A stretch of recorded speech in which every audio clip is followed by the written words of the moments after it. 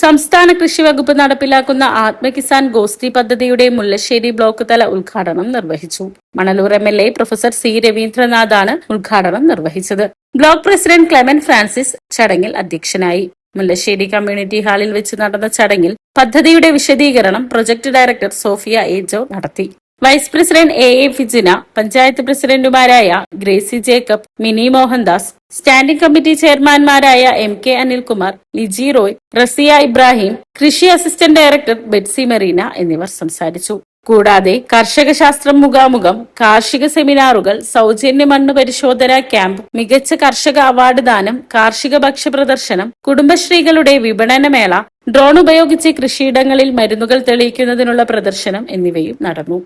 ആധുനിക ശാസ്ത്ര സാങ്കേതിക വിദ്യ വന്നപ്പോൾ സാമ്പ്രദായികമായി വ്യാവസായിക ഉത്പാദനം കുറയുക, വലിയ മാറ്റങ്ങൾക്ക് നടക്കുക. ഞാൻ വിശദീകരിക്കില്ല. ആർട്ടിഫിഷ്യൽ ഇന്റലിജൻസും അതുപോലെ തന്നെ ജിനോമിക്സ്, ഹ്യൂമൻ ജീനോം പ്രോജക്റ്റ് ഒക്കെ ലോകത്തെ അത്ഭുതപ്പെടുത്തുന്ന പ്രോജക്റ്റാണ്. ഞാൻ വിശദീകരിക്കുന്നില്ല. അതെല്ലാം വന്നതോടുകൂടി ഒരുപാട് സാങ്കേതിക വിദ്യ മാറ്റം ഉണ്ടായി.